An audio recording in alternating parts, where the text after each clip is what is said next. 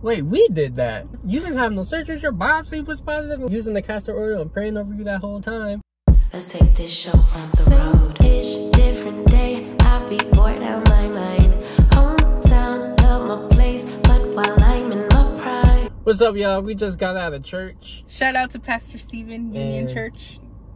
Union is awesome. If you don't have a church home and you in the DMV area, pop out and see us. But we are here to share a testimony, and it's pretty cool because at church today we learned about the power of laying of hands and just praying for people and laying your hands on people, and the doctrine revolving around all that awesome stuff. Yeah.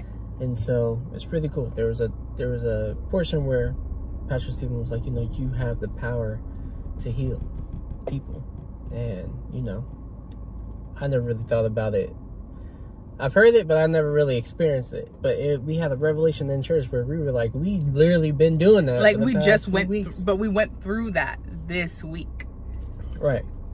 And so, you want to kind of break down? Yeah. So what happened was I did not, and something in my spirit said, don't share this yet. And y'all know I share everything about PCOS. If you don't know what that is, polycystic ovarian syndrome. It's like basically you have cysts on your ovaries. And something was like, don't share nothing about this yet. So we went to the doctor a month ago. That was our first doctor's visit together. That was nice. Went to the doctor about a month ago. That was awesome, by the way. And he got to see all of my uterus, like with the camera. It was really gross. He thoroughly enjoyed it. Inside. He's been okay. So we went to the doctor, and I had to get a biopsy done because there was some extra tissue there. And she's like, I just want to check this out. Like, what is this? Like, why is there so much? So she sent in the tissue in to get a biopsy done. And the biopsy results were like delayed. And finally they came in. I just had a telehealth follow up with her about it being like what it was, but it is a fibroid. But she's like, but wait. And like she paused, and she's sitting there thinking like this, because she's like super smart. If y'all have seen any of my vlogs about me going to this doctor, like she will lay it all out, even if it's like the worst case scenario, just to eliminate it that it's not. And so she's like, this doesn't make any sense. There's not a fibroid. Like she's going through all these things that would be happening. She's like, a fibroid is not something you would just have and not know you would experience all these symptoms, right? She's like, this doesn't make sense. So she's like, well, only thing that makes sense to me right now is the fact that it's on a scar tissue line from when I had to get my IUD emergency removed. And it's tissue that's growing on that scar. She's like, that would make the most sense, and it's coming back as fibroid because it's the same kind of tissue. But she's like, this doesn't make sense. She's like, regardless, you need surgery, we got to plan it. And I was like, well, my man's planning stuff for my birthday. My birthday's coming up, so what are we doing for I'll let it go. So I was like, my man's planning stuff for my birthday, and I have like a birthday party and all this. Like, I'm not getting surgery until after that. She's like, well, I don't want to wait that long, but okay. So then I went back to the doctor this week to go in there. She was going to put me on birth control. We forgot about that part of the testimony too. So we go back in this week, but for the last month, our friend had given, you want to talk about that? Yeah, so we had a friend, this couple, married couple, they've been married for a minute. They came to our wedding cookout that we had. Yeah, over a month ago now.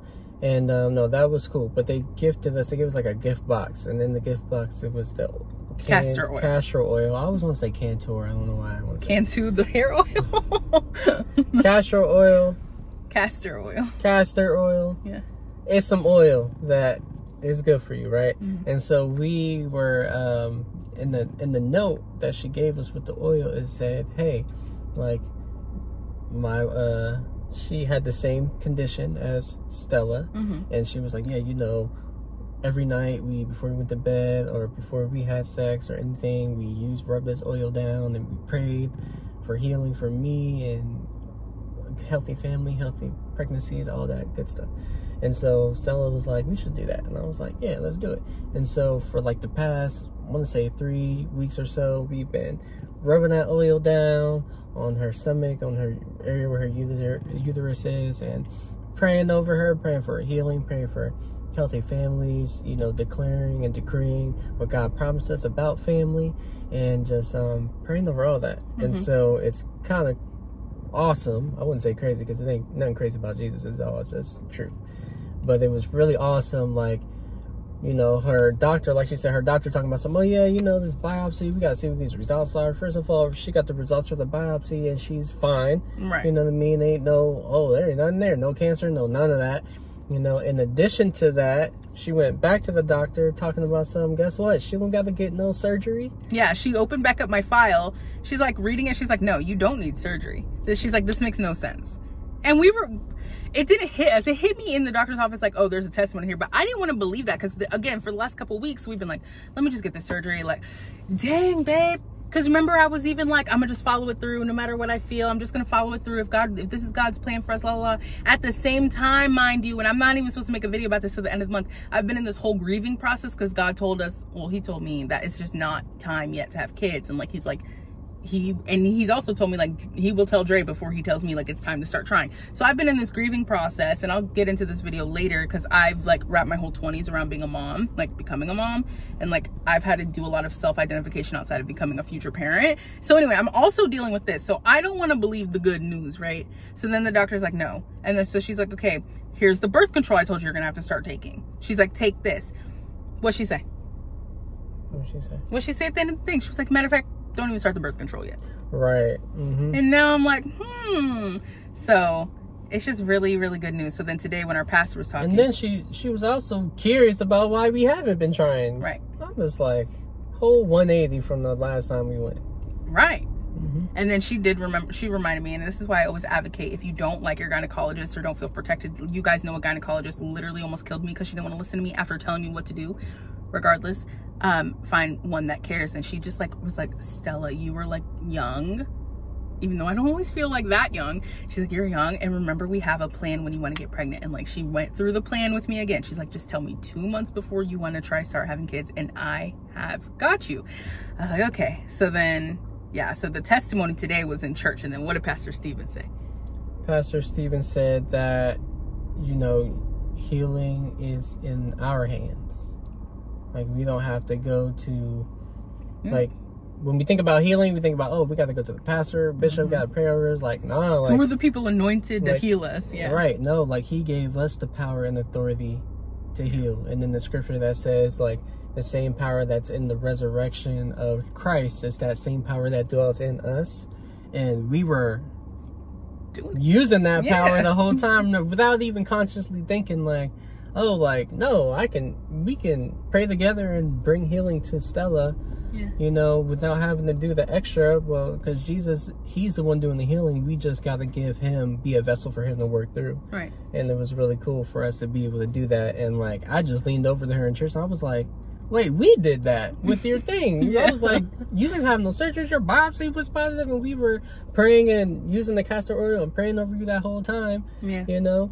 And, you know, some other stuff that, you know, too much for the single people, but you know what I'm saying? We were doing all the things. And so it was just a blessing to have that revelation. Yeah, so it's really cool. I don't know why I guess I'd want to make this video just because it is a testimony. And again, like, usually health things I do share online a lot. I know you haven't been through many like health things with me, but I share them all the time online. One, because I know I'm not the only one going through it, and I know a lot of people go through it too, and it's really, really helpful to like see someone online going through what you're going through. And like, not only that, we've been such good stewards. Like, my man's been on me. He's like, have you drink your tea today? Like, every day. You gotta drink that tea. The PCOC, he's like, have you drink your tea today? Like, we've been so, like, he's been helping me like limiting sugar, because whenever we had a realization this last year, like, hey, every time I stop eating sugar, I get a period or I ovulate. Like, so he's been on my line. Thanks for being a good partner. And it's just like, we low-key have been really stewarding our bodies and stewarding this whole season of like preparing to have children. And it's just really cool that God was like, it's just victory. Because I don't think it's everything we've done. I just think it's like the stewardship portion, that we stewarded and we're intentional, and we know, like, if out of everything we've done, we've stood on what God said. God has said what he said. So it's good stuff. And just letting him use us, you know, and being okay with that. And whatever way that is. And we're not gonna like everything God is using us for as people, you know, but when we seek him first, it makes it all the better. So how does it feel like as a husband going through this with me? How's it feel as a husband? I'm excited. Yeah.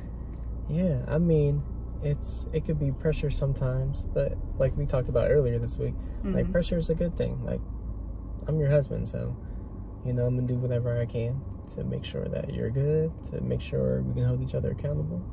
And I think God really likes a man and a woman who prepares. So I think I'm just enjoying the preparation season. Amen. Even though it may be a lot of work, but work is good. You know, Pastor Brian said we can't demonize work because then we're not going to want to do it. But work is good. Work and the preparation is good. Work and being able to make sure you're doing everything you can to put all the ingredients to have a great family, and letting God work through you and with you is good. It's not bad, you know. I had to work on that a lot. We can't shy away from that. And so I think that's what I'm enjoying the most about it. Even though, you know, we'd be tired, we'd be like, dang, can we, you know, I'm learning how to have my Sabbath day, you know. And so, but it's good. Amen. I love you. I love you. All right, that's our testimony. I know you want to talk that talk, but there's things people on here. Okay, bye, guys. Bye. Tokyo.